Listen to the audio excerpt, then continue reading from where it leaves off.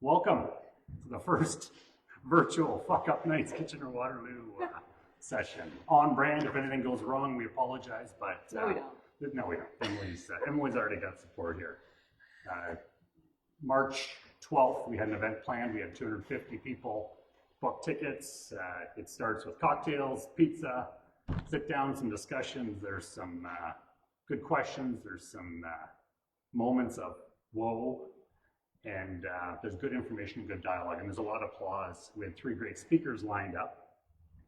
And the benefit of Fuckup Nights, which started in Mexico a number of years ago, were a group of individuals sitting around having mezcal, drinking, and they started to realize some of the best stories that they had weren't about their successes, but rather their failures.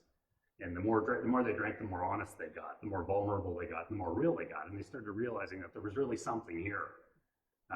Hence now the movement, it's in 90 different countries around the world, 450 some cities, and normally we'd be in a room entertaining each other, but today we're trying this virtually. We've got a couple of really good sponsors that have been participating with us over right from the onset, from the moment they heard it. One is friend Jason Hines at Bearskin & Parr, who's an IT legal firm, and I mean, lawyers, fuck-ups, makes a lot of sense. McKelly Greco is a real estate agent in town who said he's been to a number of seminars and events and read books and publications, and said this is the first time he really felt like he connected with the speakers. So we appreciate McKelly. And had we been together on March 12th, McKelly was buying the people to enjoy.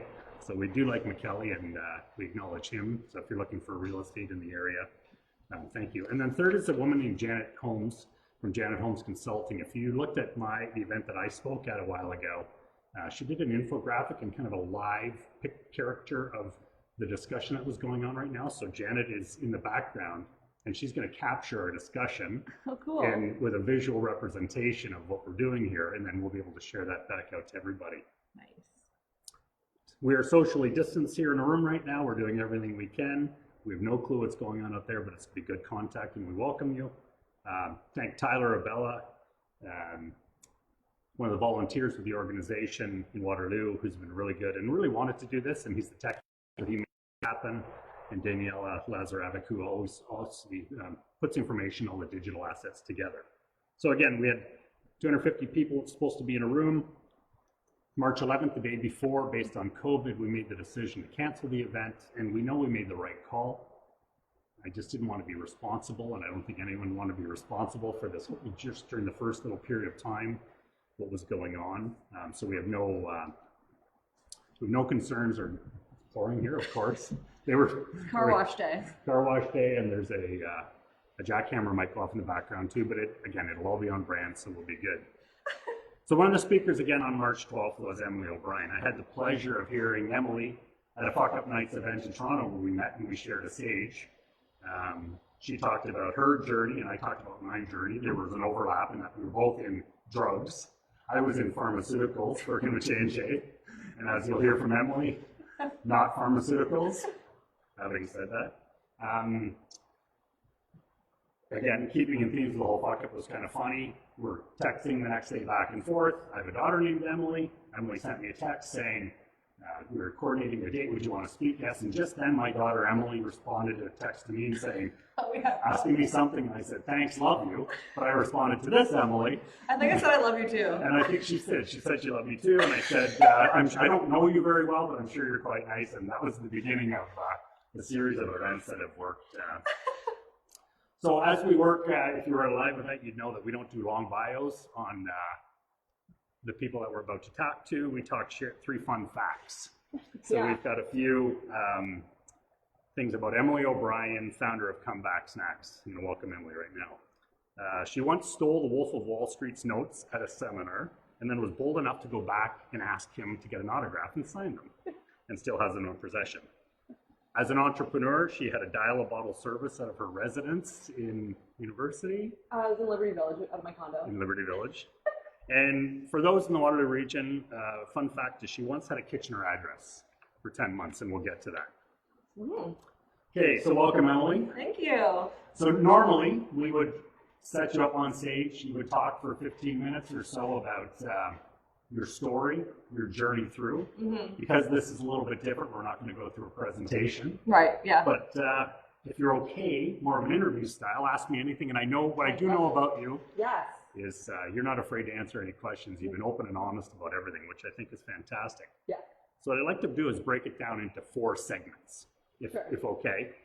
One for every year? Something like that? One for every monumental experience and event. Okay. So if anyone's read your story, and the great thing about you, there's lots of information out there because you're really an open book and you're helping a lot of people. With Fry Society or other people. I could take this interview in 50 different lanes, but we're going to try this one for right now. So phase 1. Tell us a little bit about Emily O'Brien growing up.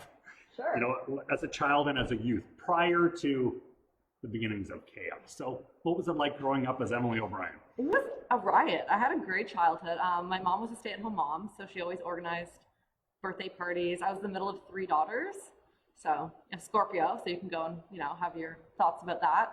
I spent a lot of time at the library, and I spent a lot of time in sports and listening to music. I actually took theater and musical theater, singing lessons, everything. I just loved trying kind of everything.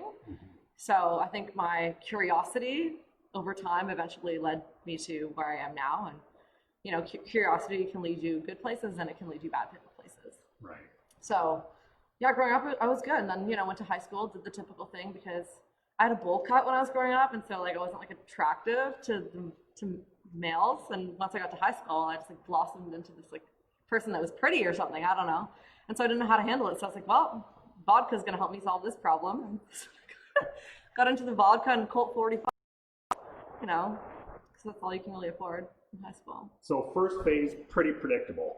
Everything looked like it was going down a certain track. Yep. Derailed the process, or maybe taking you on the journey. You didn't see this coming. No. I definitely like was rebellious as a kid. Like sometimes I ran away from school so I could watch much music. Right. Because my parents weren't home. So there's definitely little signs of rebelliousness within my childhood, but not to the extent that they escalated to in my late 20s. Interesting. One observation, you made a comment about your look. David Chilton, who's a friend of both of ours, acknowledges regularly that you have so many looks to you. Yeah. You know, and it's really quite spectacular. If you follow you on LinkedIn, I encourage everyone to follow, on Instagram, follow Emily. You'll see that one moment she looks professional, another moment she looks different, and just it's fun. It's athletic, relaxing. It's pretty amazing. Sometimes you got to look in there to make sure you got the right person. Yeah. Okay, so here's a question. I'm a parent, and I always said, we as parents, I as a parent, and I think most of the people that are watching would say, don't hang out with the wrong crowd. Be careful. You know, the choices you make are going to influence and define you. So, were you the wrong crowd, or did you? We're kind of getting to the party years and the concept. You know, teenage, high school, and beyond. I was thinking, were you the person? For me, it wasn't hanging out with the wrong crowd. It was hanging out with the right crowd for me, because that crowd was the one that like accepted me and made me feel comfortable. So for me, I wasn't like, they're not bad. Like, these people are great. Right. And okay, yeah, they might have like smoked weed and stuff and kind of skipped school sometimes. But at the time, that was the right crowd. And I think because, you know, I kind of got into these things a little bit early and then later, it took me a while to kind of realize what was the bad crowd. Because sometimes you don't know if someone's bad right off the bat. Right. Right? Like, people are very good at disguising their intentions, especially when they do. I think if your kids hang out with someone, like, you can kind of, for me, it was like my parents could lecture me all they wanted, but I wanted to find out for myself. Right. Yeah. Funny story, my daughter who's watching, I don't know if she's ever heard me use the F word before, but a couple of years ago, she was having her tonsils removed, and just before she went out, I said to her, is there anything you want to say to me? Tell me just in case something goes wrong. And she jokingly said, I dated losers. I was wrong. You were right. I'm sorry. And it was just a funny parenting moment. But we knew it at the time on the outside. We were concerned. But sometimes, as you said, you just got to let things move through. Okay, so now talk about kind of Emily unplugged, coming out of high school, going to university, and just the life you started living. Yeah. So I went to high school. I originally went to Catholic school, and then I just couldn't really get it there. Like I don't know, like even I got a tutor, I couldn't get good grades, and so I switched to public school, and then I immediately kind of I got I graduated with honors. So something switched, and like I think I knew I had potential, but I wanted to have my fun 1st. Like strategic procrastination, my favorite thing in the world. Well, So yeah, I was like, okay, I'm gonna do well here, and I got into the university of my choice, which was Guelph. Same thing at Guelph. Like I quickly realized, all right, if I want to get my master's after, I don't have to have good grades all the time. I just need to have good grades in my 3rd and 4th year. And so I thought that I was getting, and like I didn't think I was getting enough experience just from my academia alone. So I would always like volunteer with different student organizations, and I always had a job because I loved having money. I loved being able to go to the bar and like whenever I wanted, obviously, and have like my own kind of income. So just being able to do all these 3 things really contributed to like why I thought university was so bad. And just the school and the grades, it was like the entire experience, because some of the best skills I learned weren't even from my classes. right. Yeah. But binge drinking was also normalized. I definitely got kicked out of residence for initiating a food fight. Had to pay $1,500 in fines. Got put on academic sanction. My parents were not thrilled, but that was 1st year, so they got over it. And then by 4th year, again, I graduated with honors, and I traveled to Indonesia as part of my degree. Yeah, how'd that come up? Because my degree was in international development, and so I'd done like a lot of traveling prior to my graduation. Like I just love traveling. I took my first independent trip at 18 to Costa Rica. So I was like, see you later, Mom, like gone just for a month. And I really loved it. I loved the energy it brought me, and just how people in other countries who had so much less than we had here were so much more happier. And I was like, that was an energy I wanted to cultivate, and a value system I wanted to cultivate back in Canada. And so I just love traveling. And so when I graduated, I got an internship with the Ministry of Foreign Affairs in Indonesia. And I know it sounds really fancy, but like no one wanted to go to Indonesia because it's too far away. Everyone wanted to go to like Europe and work in these like, business things. And I was like, no, I'm going to go to Indonesia. It's halfway around the world. I'm going to take the risk. And I went, and I loved it. And then I came back because I need to get paid. Yes. So I couldn't live in Indonesia on an unpaid internship forever, but I got to live with a family there. So it was awesome. I just completely fell in love with it. It's still my favorite place in the world. Did you follow the rules when you were there? I did. Yeah. Don't you I didn't drink and drive. Someone drove, like, I didn't drink and drive at all. I couldn't. Right. But it's like everyone does it there. Drinking and driving is legal. Not legal, but it's Not encouraged. It's not stopped. Yeah. It's not stopped. So through this process, you were an entrepreneur. Yeah. So what are some of the things you had been working on up to this point? You had some businesses and things like that were moving forward. Well, like that was actually after I got home, from my trip. And then I worked a corporate job for Pitney Bowes, which was like a postage company. And I didn't know what that was till I walked in the door. I'm like, so, like trying to nail this interview that I hadn't even prepared for. Right. And initially I didn't get the job, right? But because I actually got a DUI in university. Yeah, so I got my license suspended for a year. I'm like, oh, you have like a criminal. Yeah, thing. And then, but the manager of the branch fought for me. He's like, no. He's like, I see so much more talent in you. He's like, screw this. So I actually won them over, and I did really, really well there. But I knew that just working 9 to 5 was not for me. Throughout my travels, I'd kind of like built up a good social media following, and people were like, oh, I love like how you take pictures. I love how you tell your story. And a lot of my friends were in Toronto, and I just wanted to get out of Hamilton. So I moved to Toronto and had my first go at entrepreneurship.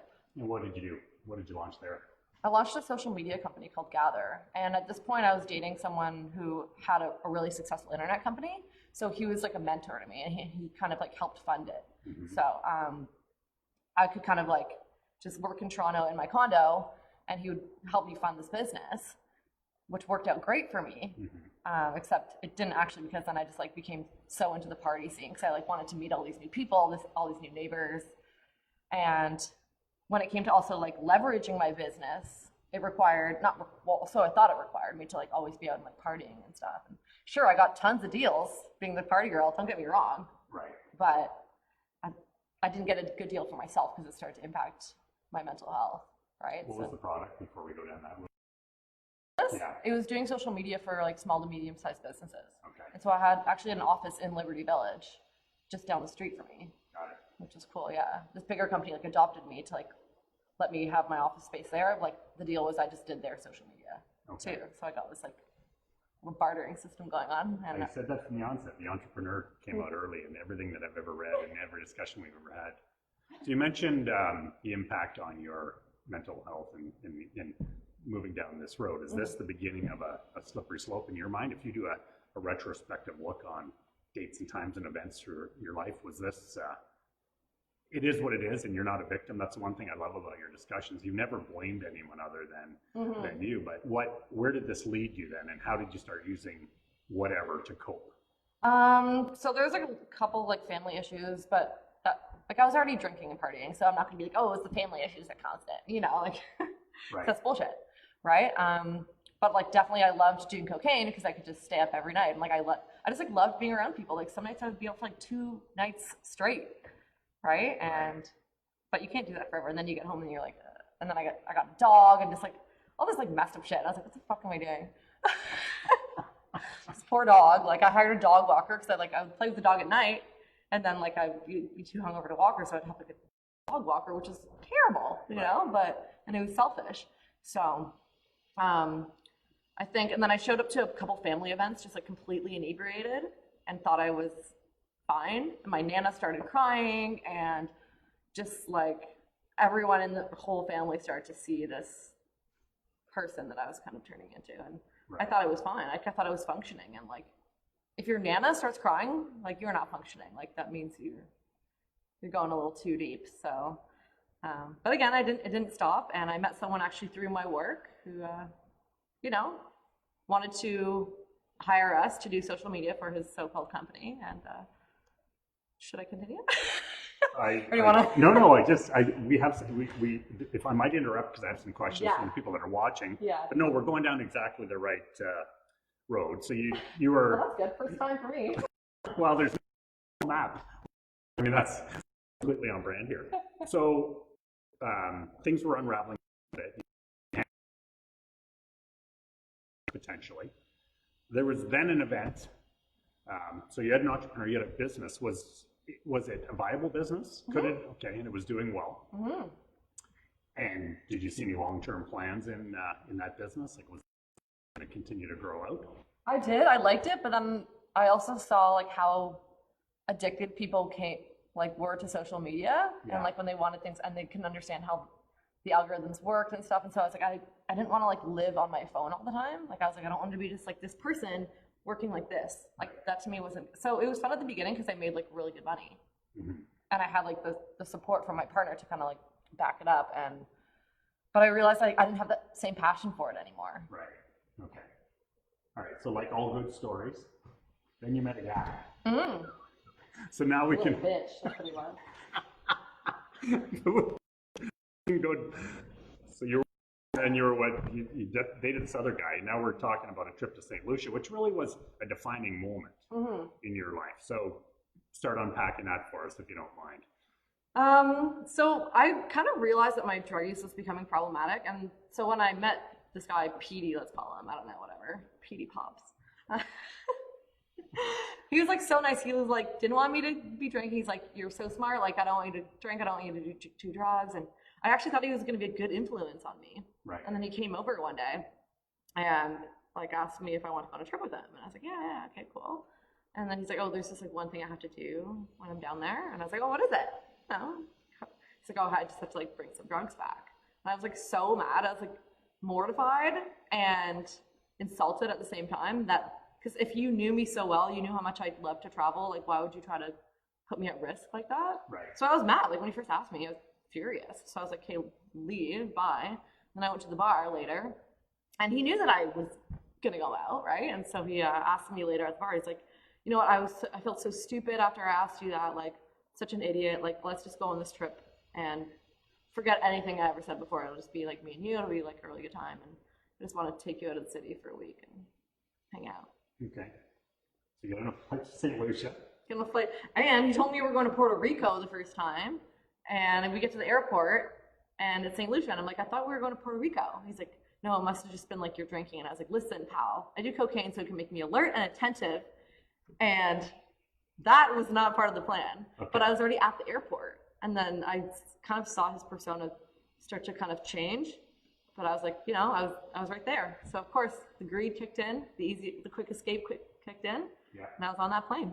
Okay. So we're in St. Lucia. Things are going fine. It's a normal vacation. Yeah, jet skiing. Yeah, it's great. And then what?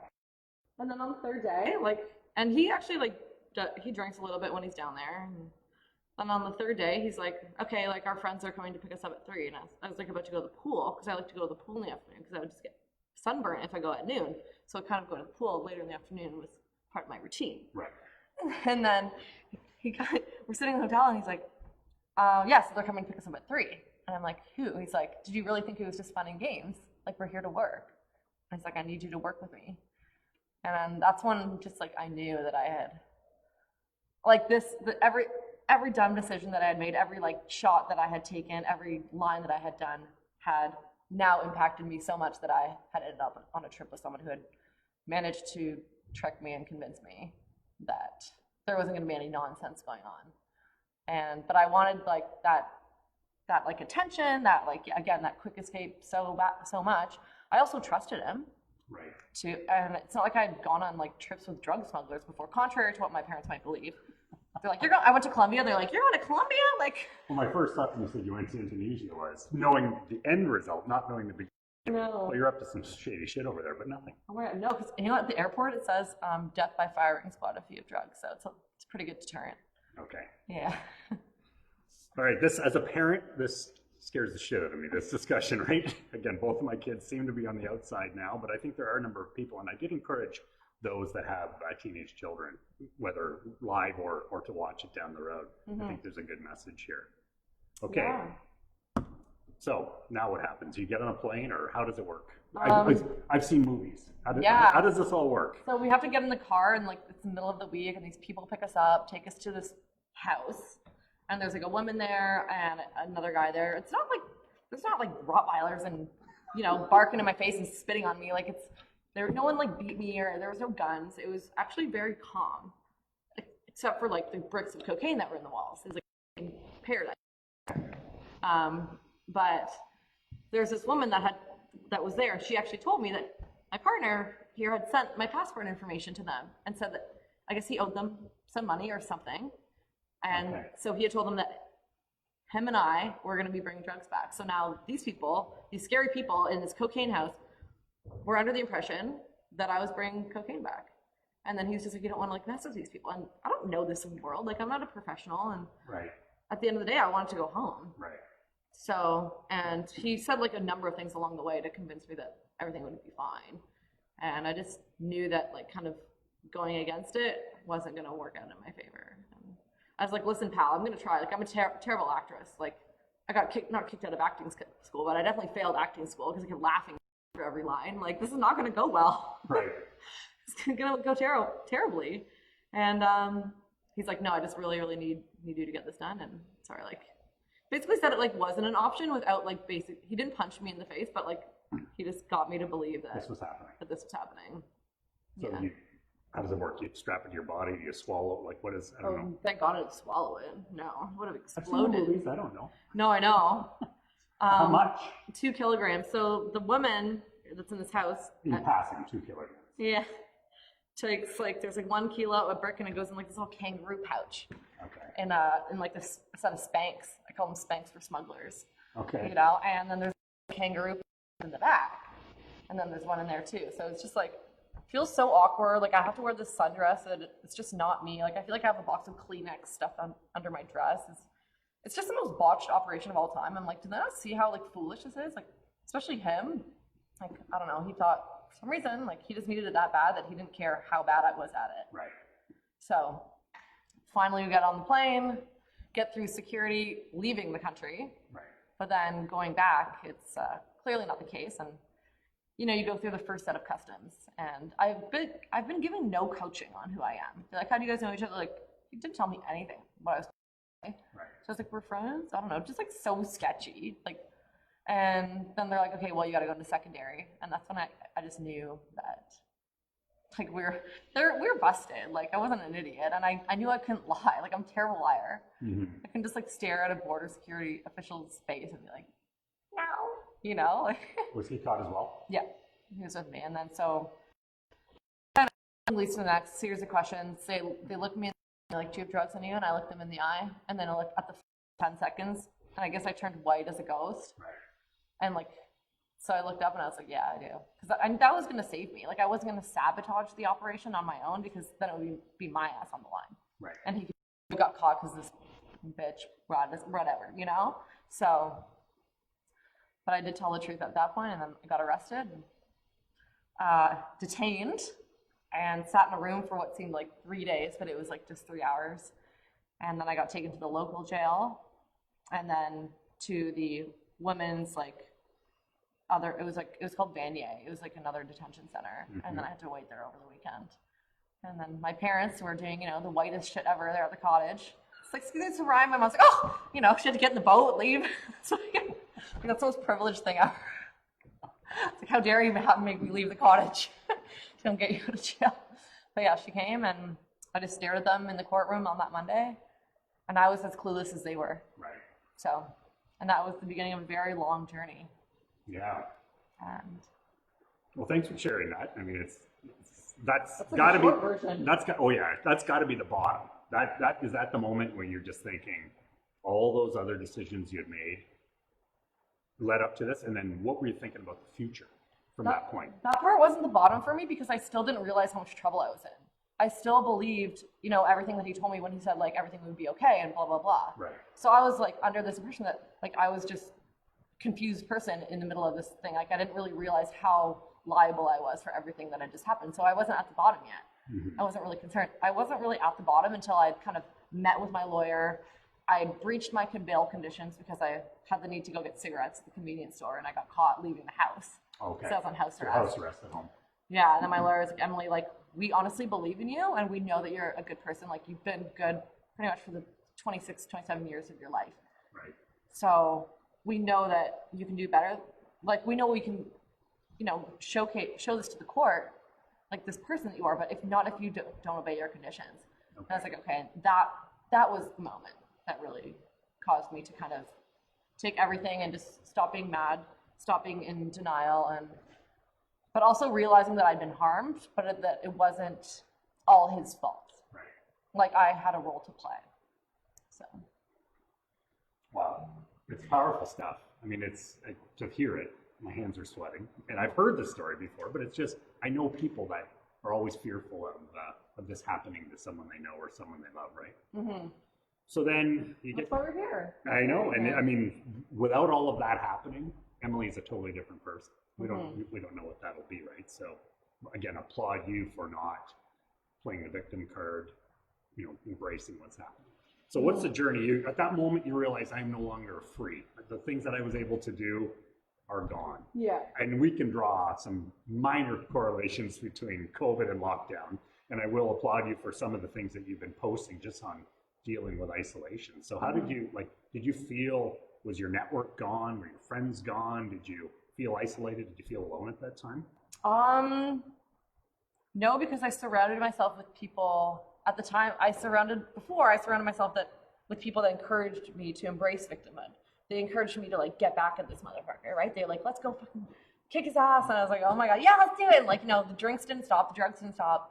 Finally, it wasn't until I gave it up where I was like, okay, like, because yes, I did get harmed. I did get fucked over, but I also made a number of decisions that led me to believe he was someone that he wasn't. Right. Right. So I wasn't innocent. Okay. But yeah, of course, like, I felt actually kind of like I was living two lives. And because, like, I would go to work some days and I wouldn't tell my staff what was going on, right? Because I wasn't supposed to talk about the case. So we'd be, like, going to, like, an event or something.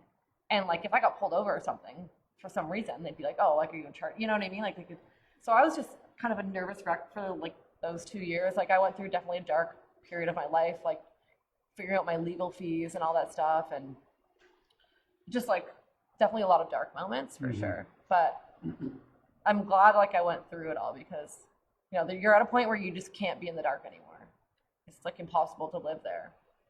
So from what I understand, drugs, I mean, they don't mess around. You're not going to get a slap on the wrist first offense. Maybe not. Maybe if it was less coke, how does How does that all work? I don't know, What I did just you looked it learn? up. I didn't think I wasn't like, oh, 2 kilograms is gonna maybe get me to, like, I had no idea what anything meant. Right. Right? And I think that's why a lot of this stuff happens to people, is because they're ignorant and then they believe like things that are said. Okay, so you go to court. Go to court and they're like, all right, you got to do 4 years. And I was like, okay, that'll be okay. I'll be fine. Like I knew that I was, excuse me, I knew that I was creative enough and strong enough to get through it and find ways to harness the experience and turn it into something good. And I knew I had that potential. I had my creativity and I used my creativity for bad, you know, like when I first got arrested, I would program my mom's phone so it made it look like I was calling from the house phone, but I was actually calling from my cell phone, right? When she was away. Like I found ways to like kind of cheat the system and be like, oh, okay, like I would call everything a work event because when I was on house arrest, I couldn't leave unless it was for work. Right. So I'd like make everything a work event. I'd be like, oh, Raptors think about this work, you know, like anyone else, I'd be like, this is a work event just in case, right? So I kind of use my creativity to get around the rules and bend the rules. Right. But now going to prison, I knew that I was going to use my creativity and that kind of like forging a different path for good. And I made that decision before I actually went in. So what's day one of going into prison like?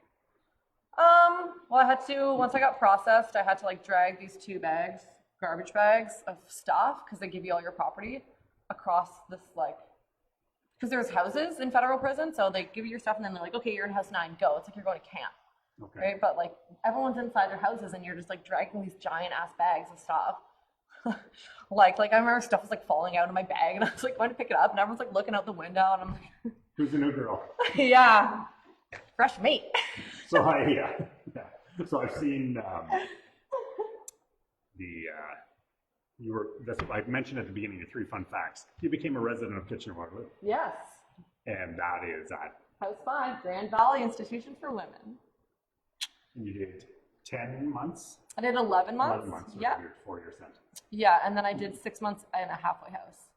And now I'm on full parole. So first I moved back in with my mom. Like, so lots of moving in the last 4 years, but I'm used to moving because like when I was in university, I moved like twice a year, right? You move there and then you move home, or you move there and you move somewhere else. So I'm an expert mover. Okay.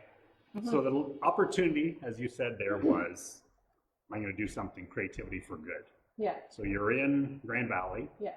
And a business idea comes to your head.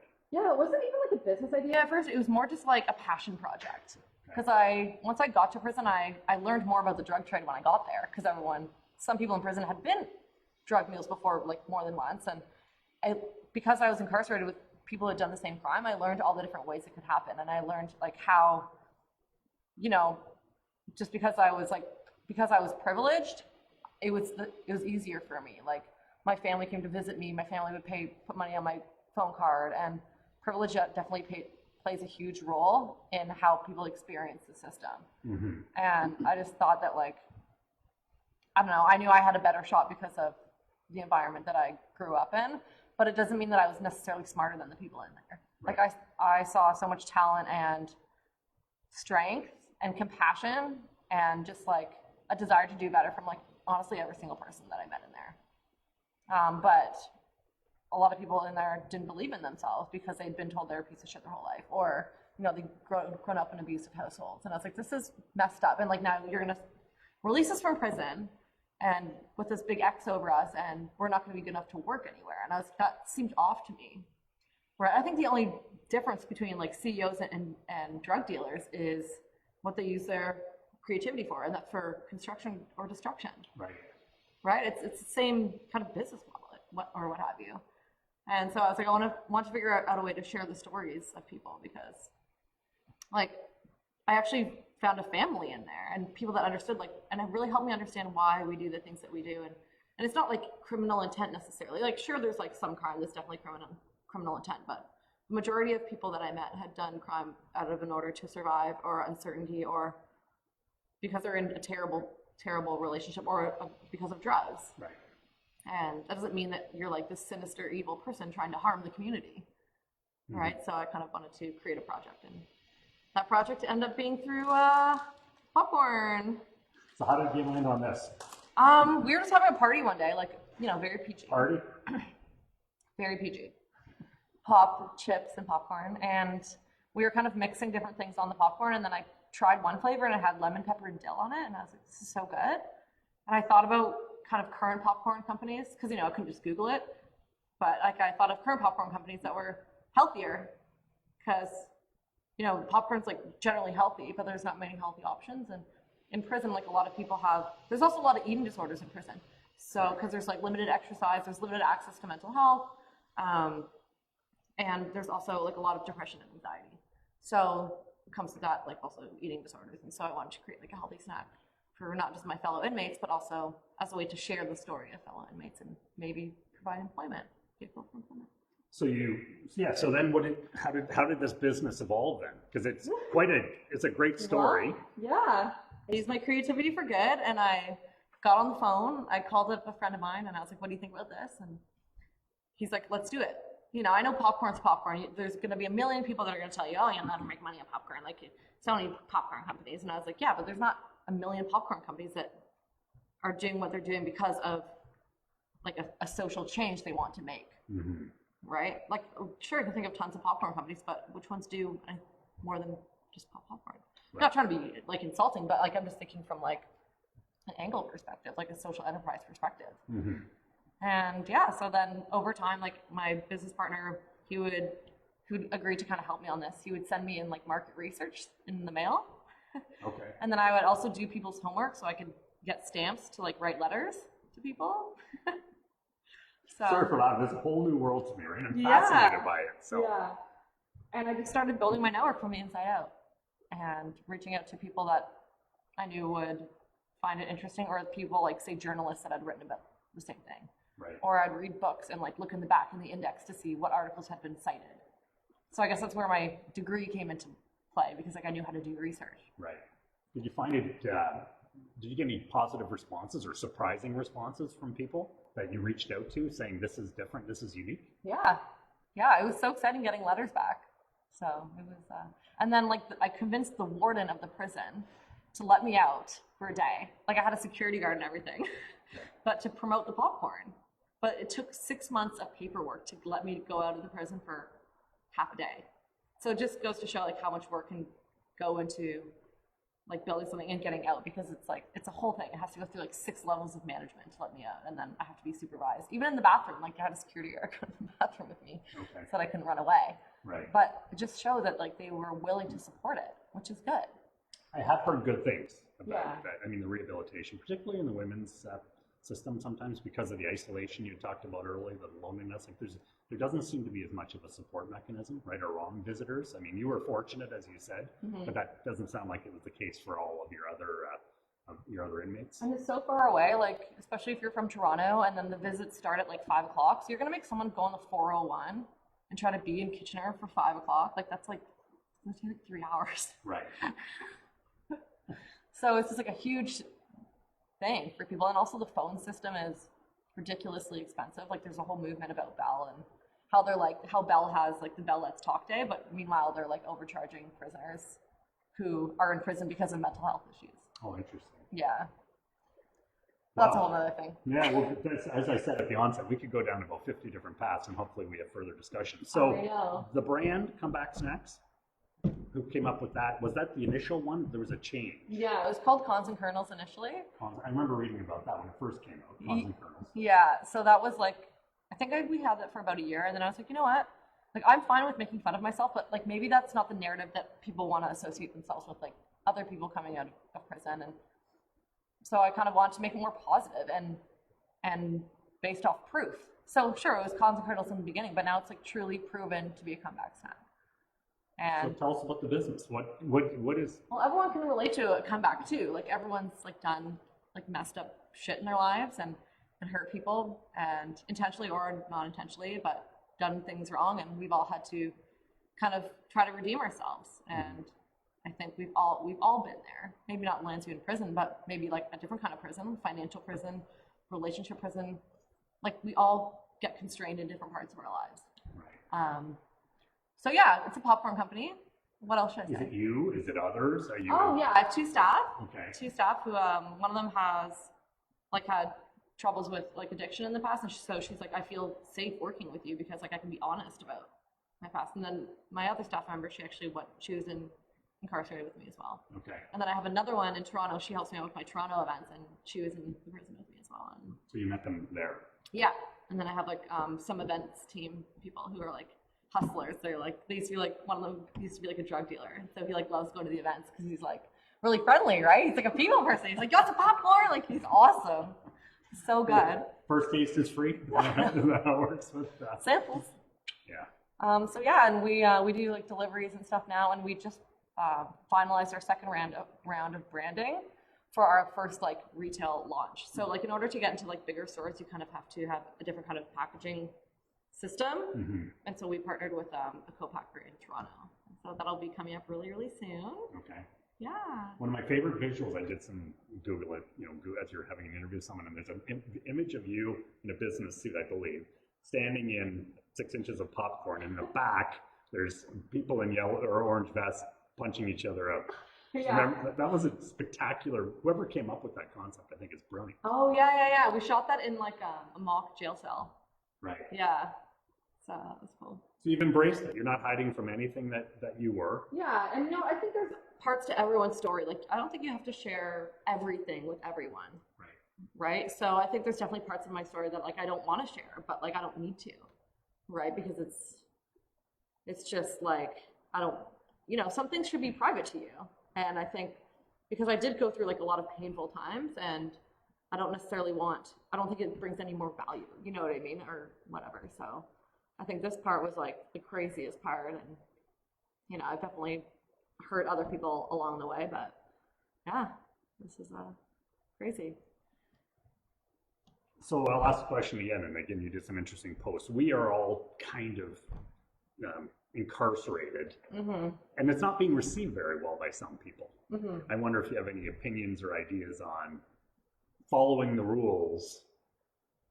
Wear a mask or don't go in public or whatever. Like, what do you see when you see people assembling, or do you have any comments on that, knowing full well that there is a period of time when you had no freedom? Do you have any thoughts or ideas on when you see people breaking the rules, or do you wish they would hold on, or do you applaud them for not conforming? What are your thoughts? I mean, I don't know. It's tough to say, but like I think a lot of people. I'm not trying to put you on the spot to get to create controversy, but you never know what's going on in someone else's life. So right. Again, that's why people do the things that they do, and then why there's judgments, because we're never going to understand what someone else is going through. Right. So we can judge someone else for meeting up with someone all we want, but do we really know what's going on in their life? Like maybe they're leaving their house because their husband or wife is like being violent, right? Or maybe they're having like an anxiety attack. Like you never know. So you can't be like, this person's doing this. Like mind your own damn business, I think. Great advice. You're right. I think we're far too quick to judge, right? Yeah. And I mean, I'm assuming you've come across people that have marked you with the X as you referred to earlier, and that's where it goes. Your sparkling personality gets over that pretty quickly, but do you still run into that? Not really like to my face. Like I'm sure it happens, but they're doing me a favor if they're doing it. Like that's fine, because I'm not trying to win over someone who's like completely ignorant to understanding anything. Right. It's fine, but I'm not even willing to like listen or whatever. So that's not really what my goal is. Yeah, in terms of isolation, people think we're actually in isolation, but like until you actually go to prison, until you have no phone, no connection, no internet, like that's when you're really in isolation. Like we're like hyper connected now more than ever. Right? We can call anyone at like 7 a.m., noon, like whenever we want, and it's really easy to get a hold of people. And there's like so much support out there. Sure, you can't like, I don't know, lie on someone. Like you can't like be hugging people. Sex life might be a little bit shitty right now, but other than that, like we're hyper connected. So like it's just kind of bullshit when people are like, oh, we're in isolation. Because if you actually follow the rules, you can stand 6 feet away from someone and have a cup of tea. Like this. Like, yeah. Right? You just a month ago, it was fear, and then came knowledge, and then came genuine understanding. And I think that's what we're starting to realize, is that it doesn't need to be militant; it needs to be educated, and science-based, right? Exactly. So what's next for Comeback Snacks? Well, I'm working on my memoir right now, and it's actually difficult. It's hard. I got this app so I can talk into it. Right. Which is good. There's going to be like actually a lot of the stories that I haven't really shared as part of this journey are going to be in that book. And it's been actually really challenging for me to write it because it's like, but it feels good writing it. Right. And yeah, so we just redid our branding. So it's like a brand new logo, brand new colors, color scheme, everything. And it's going to have a brand new look. So I'm very excited. Same tagline? Snacks. Yeah, popcorn so good as criminal. We're actually trademarking it, so. I love it. First time I've done a few orders. I've had you deliver to me. Yeah. And it was fantastic reading that. I thought it was brilliant.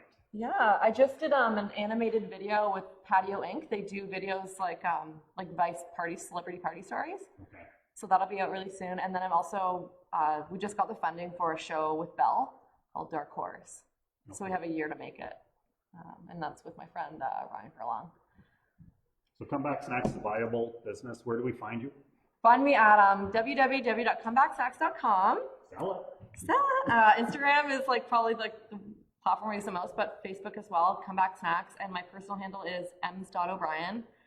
And yeah, happy to answer any questions or that's my favorite part about this journey is that I've been able to help, parents and just people that I never thought would even kind of listen to me, but I've actually been able to help them. So it's every day I'm learning different ways that my story is helping people. And that's what keeps me going. It's not just oh, don't smuggle drugs. It's about how to handle yourself in tough situations and how to apologize, how to find forgiveness, how to find hope, how to say fuck you to the assholes, all that stuff. So there's so many things. Because I'm not going to tell someone not to do drugs because for me, I had to do drugs in order to realize that I didn't want to do them anymore. Right? But if you just, sometimes my parents would tell us not to do so much, and then with junk food they'd be like, no, junk food's bad for you. The second I turned 13 or whatever, got my first job, I'd be hoarding chocolate bars. Right? I got my first job so I could buy chocolate bars. And so I think that if you just give someone too many rules, they're just gonna want to be curious. Right. So what's next? So the other thing is, we're underplaying everything you're doing. I read something last week about Elizabeth Fry and some advocacy. So you're not stopping here. You're not selfish at all. You're using this experience, this opportunity to show that it was, to turn it into a positive. So what else? How else are you helping? Elizabeth Fry, I actually work with women that are coming out of prison. So right now with COVID-19 in the prisons, they've completely taken away all the programming. They've limited phone use. They're actually punishing people that call the media and are I'm feeling sick, I need help and no one's helping me. One guy called from Edmonton prison and they took away his phone privileges for 3 months. So there's just so much bullshit that's happening in there right now, and the already marginalized and vulnerable are even more marginalized, right? So it's okay, we make, for the women that are coming out, we make them little comfort baskets and kits. So. We meaning? Me and Elizabeth Fry. Okay. Yeah. And how's it being received? Good. Yeah. I was randomly on the front cover of the paper. I didn't know I was gonna be on the front cover, and then someone's Emily, you're on the front cover of the paper today. Because I commented on the article and I was volunteering, but then it was it was me and my little mask, and it's so good to see issues like this getting front page attention. Right. That's the important thing. So. Fascinating. Yeah. Anything else you want to cover honestly, I don't know, stay tuned for the next random adventure. Never know what it's going to be. So what we'll do is we'll put your contact information on the video. We'll embed it in your how to find your product. Yeah, it was 9 flavors. 9 flavors. Have you even doing research on flavors? What's driving that? Consumer demand? Ease, costs, all the things that a business are going to face, right? Comfort snack trends, yeah, all that stuff, and just being I've always loved Reese's peanut butter cups, and so that's what kind of inspired the chocolate peanut butter caramel flavor. Okay. Yeah, and then other people just suggest it, so okay, we'll give it a whirl for sure. That's exciting. Yeah. Emily, it's a pleasure because it's, again, first time I met you, you're open, honest. That's really what Fuckup Nights is all about, is sharing these stories. And definition of failure, I guess there's another question for you. It's called a cautionary fail, not a cautionary tale. Cautionary fail. So we struggle with defining failure. Failure is sometimes very obvious, but success is not necessarily obvious sometimes. So we've asked a number of people, and again, I'd ask you that question too, is definition of failure and definition of success. Do you see them that different? Or how are you going to define the next number of years in Emily's life as success? What does that look like? To me, every time someone messages me and I get a letter saying how I helped them, that's success to me, honestly. Right. So I'm like, holy shit, like I'm learning now, because that helps me expand the things that I do. Right? It helps me, like, oh, I help this person this way. Okay, maybe I'll make a webinar on it, and then I can put it on the internet and help like 10,000 more people. Right. So that to me is success. And when I get letters from jails from people saying that I'm giving them hope, that to me is success. And that's something called emotional profit, and it's money for the soul. And that's how you get truly rich. Question just came in. You referred, you're still kind of in the system. Yeah. For how much longer? Yeah, my parole officer came over yesterday. A little porch visit. And how does this all work? I mean, what does that mean? What can't you do? And then what's the next step in this journey of not in the system anymore? So I'm on parole for another year and a half, and then with things you can't do, I'm assuming. Yeah, so I can't like drink or do drugs, which is fine. Don't break the law. Can't like leave the country, obviously, but I don't have a passport anyway because you know. You took that. I misused my passport. What's my other one? I think that's it. Oh, I'm supposed to like tell them who I'm dating, which is weird. But that one I don't agree with. By association, is that what the comment is? Well, it's like hang out. Well, the first one is like don't hang out with people that are engaged in criminal activity, which is like okay. But I'm like, so what happens when my dad's texting and driving in the car? Like, what do I do? That's not actually a crime to like. No, it is. Isn't it a crime to text and drive? It is. Yeah, so it's like even like little things that everyone does. I'm just kidding. Like my dad doesn't actually do that. Are you cautious? Do you live in fear? No. I didn't think you did. Okay. But I wanted to ask the question. So what scares you now? I don't know. I feel like I might have little fears throughout the day, but nothing really long term. You don't fear kind of getting everything pulled back. You're on a good trajectory. Well, even if I got put back in prison, I would just work on my memoir. Because honestly, I was so productive writing in there. Because there was no phones, right? I got time. I can work on my memoir. Like, here we go. Great. Where's the computer room? I'm back. Access the internet, not in jail. No. Not in prison. Just computers because I have school. Okay. Yeah. And no connection, like limited connection to the outside world. Yeah. Another question, I think we've answered it. What consequences of your actions do you still face today? So I guess you're controlled by the rules as defined. Yeah. You know, you've got a good parole officer. He gets you. He likes you. She does now. She does now. I mean, at first it was not like that. You know, they're just like, who is this popcorn girl? I think she's going to start a popcorn company. Like, why can't you just get a normal job? Like all this. Because seeing like someone come out of prison and say, I want to start a business doesn't usually go over well. Like in terms of being an officer, and honestly, they have been deceived a lot. So I can see why she had her reservations, but they kind of proved it. The consequences I see now, I guess, are, you know, not having a passport. You know, I love to travel. And it's just like getting used to traveling within Ontario and thinking like I'm traveling. Province? You can't even leave the province? Not without like specific permission. Like it's like a whole process I have to go through. We all have passports we can't use right now. I know, exactly. So we are you. Yeah. Not quite, but. 2022 is going to be, woo! See you later. World Prison Tour 2022. So done everything right, you clear parole, you're back. But I still challenge, I still challenge my parole officer on things because. Shocking. Not really. But not because I'm trying to be rebellious without reason. It's because like some things I just think are messed up. Like some of the questions that she'll ask me, I think are like incredibly invasive. Right. And just like it's like, I don't want to get into it, but like I actually wrote an article, it's on Salty. It's because sometimes women have to report who they're like sleeping with by law. And I really think that's messed up. I think that's like a total like oppression of women's rights.